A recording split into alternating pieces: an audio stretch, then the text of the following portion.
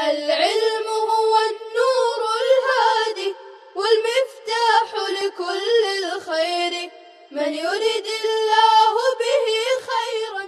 الحمد لله وكفى وسلام على عباده الذين اصطفى. اما بعد. باب لا ينكح الأب وغيره البكر والسيب إلا برضاها.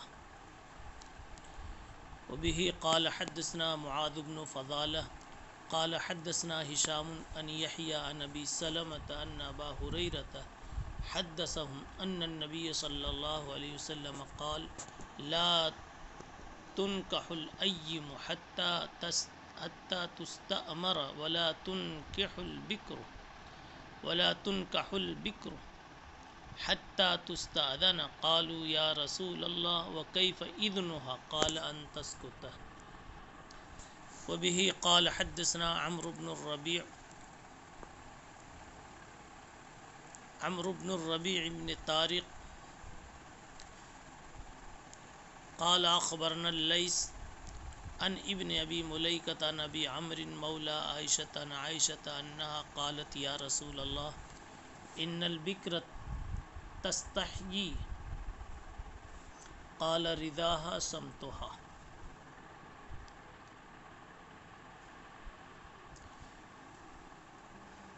عنوان ہے لا ينكح الأب وغيره البكر والسيب إلا برضاها.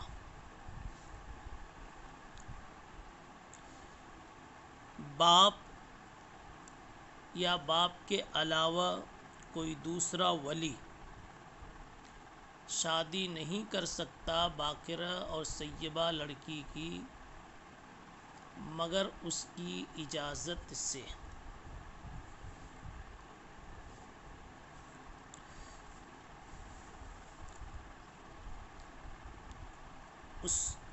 اس عنوان کا مطلب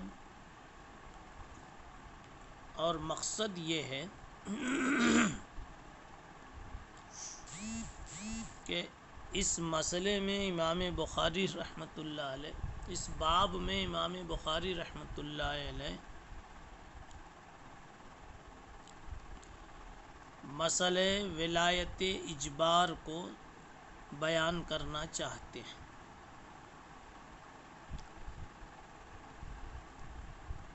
ولایت اجبار آپ جانتے ہیں، فقہ کی کتابوں میں پڑھ چکے ہیں. کسی سرپرست اور ذمہ دار مثلاً باپ کا، دادا کا یا کسی اور ولی کا ایسا اختیار رکھنا جس کی وجہ سے وہ نکاح کر دے اور وہ لازم بھی ہو جاوے. ولایت اجبار کے مسئلے میں ائمہ کا اختلاف ہے. 4 مذہب اس میں ہیں.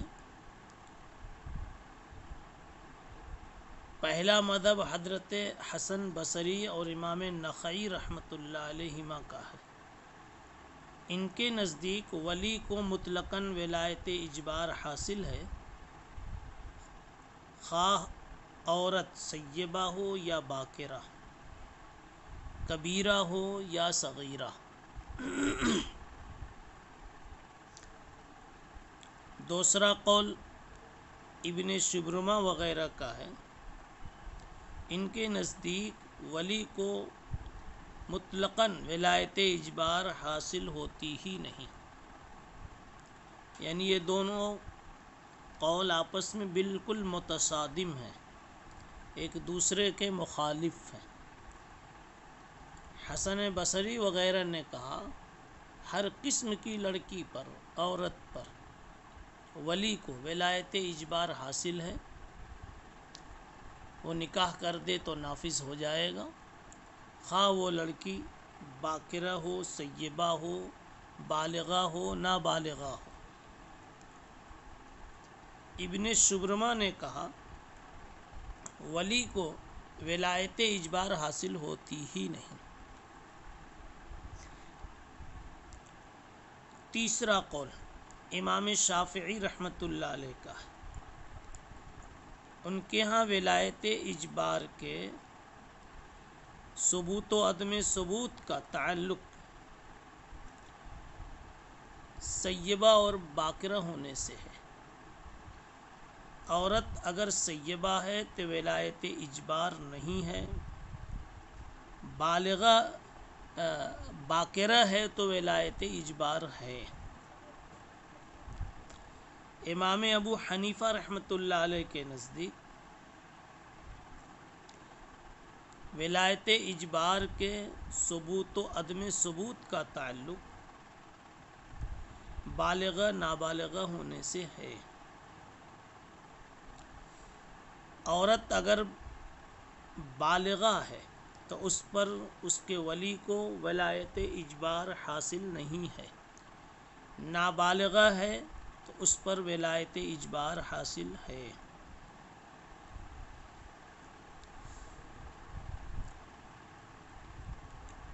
اب اگر تجزیہ کریں آپ اور تلخیص کریں اس اختلاف کی تو بات یہ سمجھ میں آئی کہ باکرہ صغیرہ پر، باکرہ کوئی لڑکی باکرہ ہے صغیرہ ہے تو بالاتفاق یعنی امام شافعی، شوافع اور حنفیہ ان کے اتفاق سے ولایت اجبار حاصل ہوگی۔ باکرہ ہے اس لیے حنفیہ کے نزدیک، صغیرہ ہے اس لیے باکرہ ہے اس لیے امام شافعی رحمۃ اللہ علیہ کے نزدیک، اور صغیرہ ہے نابالغہ ہے اس لیے امام ابو حنیفہ رحمۃ اللہ علیہ کے نزدیک، مگر ولایت اجبار حاصل ہوگی۔ اور دوسری شکل کبیرہ ہے سیبہ ہے، ایک خاتون کبیرہ اور سیبہ ہے تو یہاں بھی شوافع اور احناف کا اتفاق ہے کہ ولایت اجبار نہیں۔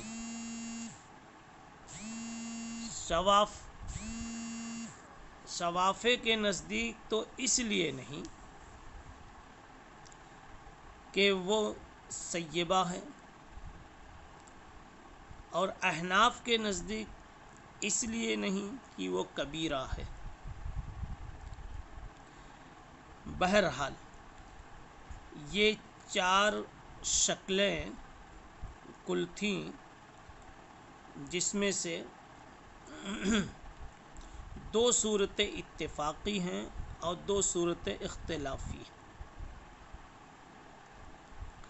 اختلافی شکل یہ بنے گی کہ عورت یعنی وہ لڑکی باکرہ ہے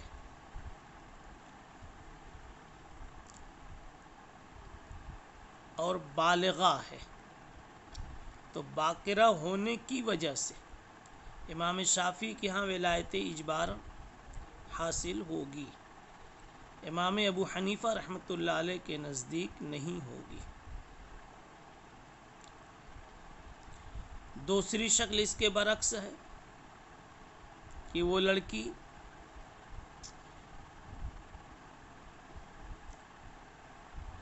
سیبہ ہے اور نابالغہ ہے، تو سیبہ ہونے کی وجہ سے امام شافعی رحمۃ اللہ علیہ کے نزدیک ولایت اجبار حاصل نہیں ہوگی، اور نابالغہ ہے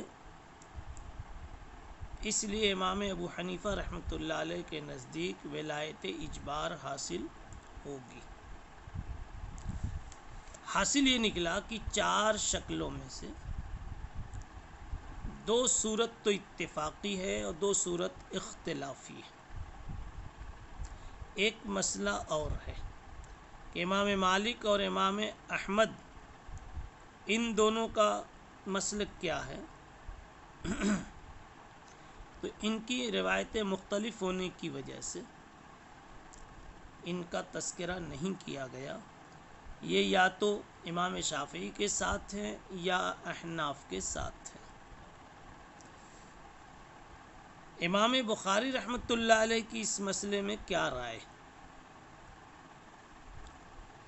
بظاہر یہ معلوم ہوتا ہے کہ امام بخاری رحمۃ اللہ علیہ اس مسئلے میں حنفیہ کے ہم خیال ہیں، یعنی ولایت اجبار کا مدار نابالغی پر ہے،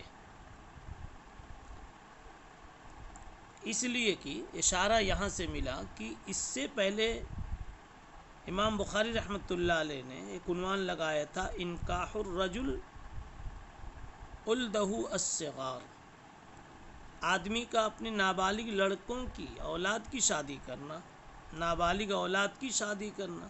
صغار کا لفظ اس سے اشارہ تھا کہ وہ کبیرہ پر ولایت اجبار کو نہیں مانتے ہیں، تو گویا اس مسئلے میں امام بخاری رحمۃ اللہ علیہ حنفیہ کے ساتھ ہے۔ اب حدیث دیکھیے اور ایک مرتبہ پھر ترجمہ اپنا دوہرا لئیے، ترجمۃ الباب: لا ينكح الاب وغیرہ البکر والسیب الا برضاہا، باپ ہو یا کوئی دوسرا ولی لڑکی کا، وہ باکرہ اور سیبہ کی شادی اس کی رضا مندی سے ہی کر سکتا ہے۔ مراد اس سے اس صورت میں جبکہ اس کی رضا مندی معتبر ہو، اور رضا مندی جب معتبر ہوگی تو وہ بالغہ ہوگی۔ اس لیے پتہ یہ چلا کہ یہ مسئلہ بالغہ کا حضرت بیان فرما رہے ہیں، اور اس میں باکرہ اور سیبہ برابر ہے۔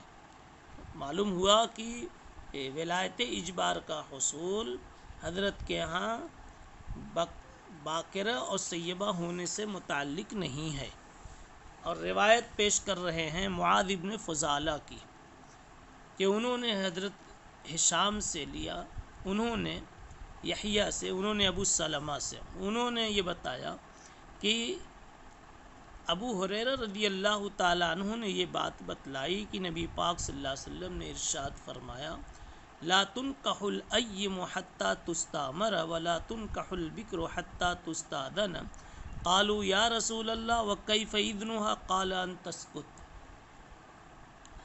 نبی پاک صلی اللہ علیہ وسلم نے فرمایا کہ بیوہ عورت کا اس وقت تک نکاح نہ کیا جاوے، لا تنکح الأیم حتی تستامر، جب تک کہ صاف صاف اس سے اجازت نہ لے لی جاوے، اور باکرہ کا نکاح نہ کیا جاوے جب تک کہ وہ اس سے بھی اجازت نہ لے لی جاوے۔ لوگوں نے عرض کیا یا رسول اللہ وہ اذن کس طرح دے گی؟ آپ نے فرمایا ان تسکت، اس کی اجازت یہ ہوگی کہ وہ سکوت اختیار کرے، یعنی انکار نہ کرے۔ انکار نہ کرنا ہی اس موقع پر اجازت دینے کے اور رضامندی کے مترادف ہے۔ دوسری حدیث بھی اسی مفہوم کی ہے۔ بہ قال حدثنا عمرو بن الربیع بن طارق قال اخبرنا اللیث عن ابن ابی ملیکۃ عن ابی عمرو مولی عائشۃ عن عائشۃ انہا قالت یا رسول اللہ،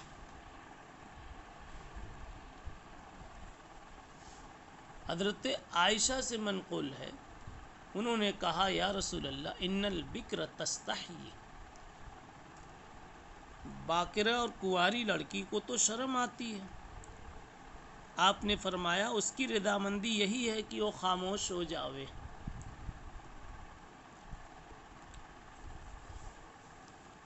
ان دونوں حدیثوں سے یہی بات سمجھ میں آتی ہے کہ اگر لڑکی سیبہ ہے یا بیوہ ہے، کہیں پہلے رہ چکی ہے تو سیبہ ہو گئی۔